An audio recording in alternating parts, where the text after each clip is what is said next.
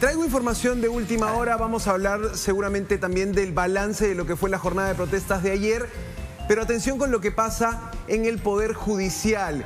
Se ha suspendido por un breve lapso la audiencia, el pedido de prisión preventiva por 3 años contra Mauricio Fernandini y Sada Goray, pero te voy a contar unos detalles de esta audiencia. Ojo, estuvieron en la sala, tanto Fernandini como Goray.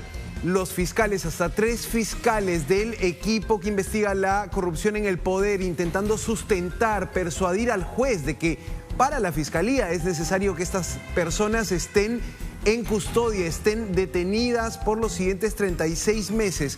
¿Te parece, Lore, si vemos el primer momento donde se presentan ante el juez los investigados? Después te voy a contar un detalle y la grave acusación que hizo la fiscalía sobre el rol de Mauricio Fernandini. Vamos con esto. Buenos días con todos. Mi nombre es Angélica Goraychón, mi DNI 40323242. Mi domicilio es Avenida Circunvalación del Golf Los Incas, 404, Casa 1, Santiago de Surco. ¿Su patrocinado? Buenos días, señor magistrado. Buenos días a todos los presentes en esta sala. Mi nombre es Jorge Mauricio Fernandini Arbulú. Mi DNI es el 07884717. Buenos días, señor juez. Buenos días a toda la sala. Mi nombre es Pedro Gary Arroyo Marquina. Mi DNI es 17899657.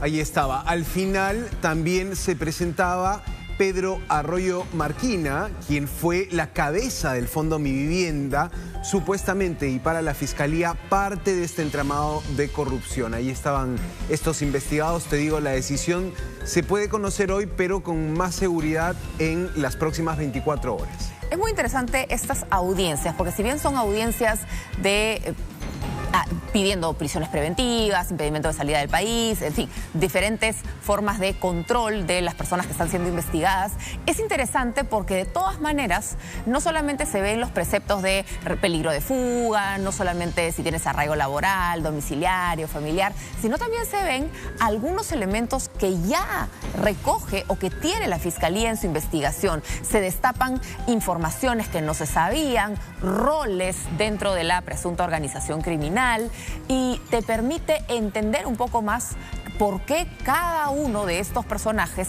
está donde está. Para los fiscales, elementos de convicción. Esa es la palabra que utilizan para describir detalles de lo que es la investigación. Los fiscales tienen el encargo de llegar con algo sólido ante el juez para poder pedir la detención de estas personas. Ojo que en un momento el fiscal, y vamos a escucharlo a continuación, que está investigando esto, señala el dinero pagado por Sada Goray. Hace un pequeño recuento de estos millones de soles que fluyeron presuntamente para obtener beneficios a partir de copar el Fondo Mi Vivienda, la Superintendencia de Bienes Nacionales, registros públicos. Pero también hay un momento donde el fiscal describe el rol de Mauricio Fernandini y dice, no solo dictó capacitaciones a los funcionarios que iban a ser designados en el Fondo Mi Vivienda. Esos media trainings. Exacto, un media training, capacitaciones para saber cómo responder ante una entrevista en medios de comunicación, sino que también organizó una entrevista en el medio en el que él trabajaba. En palabras del fiscal, esto era poner el medio de comunicación en servicio de este grupo presuntamente criminal. Vamos a escuchar esta parte donde el fiscal da detalles tanto de Goray como de Fernandini. No solamente se habría otorgado 5.400.000 soles, no solamente se habría otorgado este inmueble valorizado en más de 3 millones de soles, sino además, señor juez, se habría ofrecido la suma de 10 millones de soles a Salatiel Marrufo Alcántara y a Heiner Alvarado López, conforme se avisó de la participación de Jorge Mauricio Fernandini Arbulú. Con fecha 22 de abril de 2022, Gonzalo Arrieta Jovic recibió un mensaje a su WhatsApp perteneciente a la persona de Karen Rodríguez, quien es asistente de producción de RPP, indicándole que se comunicaba por encargo del periodista Mauricio Fernandini Arbulú, quien deseaba tener una entrevista con él para hablar de temas del Fondo Mi Vivienda. Ahí estaba entonces este momento en el que el fiscal detalla cómo se coordinó para dar un espacio de entrevista en el medio de comunicación donde trabajaba Mauricio Fernandini. Y eso es bien complicado porque eso termina involucrando, en este caso a RPP, pero ¿en qué medida, no? ¿En qué medida tenemos que conocer el rol de Mauricio Fernandini si era productor también de su espacio, ¿no? De allí que tenía control sobre los contenidos, cómo así finalmente esta entrevista ingresa, porque si tú y yo queremos traer entrevistado a alguien, tenemos un productor que es el que decide finalmente el contenido, ¿no? Entonces hay como que todavía muchos vacíos, probablemente va a venir un comunicado por parte del medio tratando de explicar qué sucedió a partir de esa entrevista o cuál era el interés público bajo el cual se entendía la misma. Pero ha sido complicado porque se entiende a partir de lo que plantea el fiscal que Mauricio Fernandini no era un simple observador ni era el que prestaba la casa, sino que participaba prácticamente en todas las reuniones que involucraban a Salatiel Marrufo con los temas de corrupción. Sí, el fiscal dijo que Fernandini tenía conocimiento de que esto era un plan para defraudar al Estado. Es decir, tenía conocimiento de que las intenciones de las personas que se acercaban a él no eran intenciones buenas y no estaban en la legalidad. Esto es lo que ha dicho el fiscal. Por supuesto, es una primera, si quieres, muestra de los elementos de convicción. Vuelvo a eso. Estamos hablando de entrevistas, estamos hablando de interrogatorios, incluso a periodistas que trabajaron con Fernandini, una asistenta de producción, y también la colaboración que hace el propio medio de comunicación al remitir, digamos, el máster de la entrevista o lo que después termina siendo desgrabado.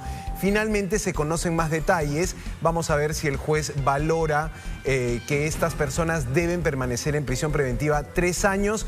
Lo que suele ocurrir es que la fiscalía pide 36 meses y el juez evalúa si da 36 meses o podría dar hasta 18, incluso menos, dependiendo de la gravedad del asunto. Pero también se conoce, por ejemplo, hoy en el diario El Comercio se publica que Sada Goray tenía un carnet de identidad extranjero, ¿no? Tenía una, si quieres, salida para poder, o había tramitado una residencia, una suerte de legalización de su identidad en otro país. Esa es una información que también se va conociendo a partir del expediente fiscal. Esto todavía no se ha definido, Lore. En las próximas horas puede haber decisión.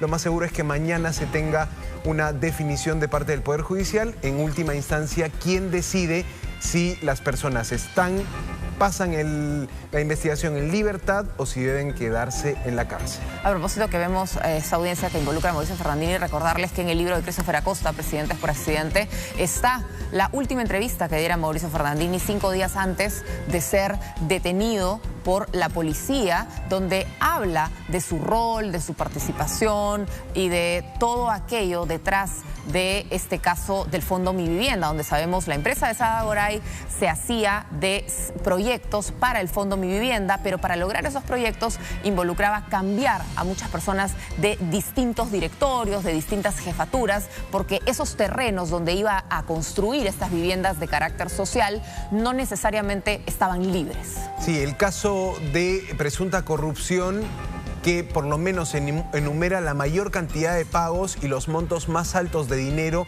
dentro de los casos que se investigan en la era de Pedro Castillo. Es parte de la investigación, esperamos que también avance con la celeridad. Hoy hemos visto un buen equipo de fiscales intentando ganar los argumentos, intentando persuadir al juez. Finalmente es el Poder Judicial el que tiene la última palabra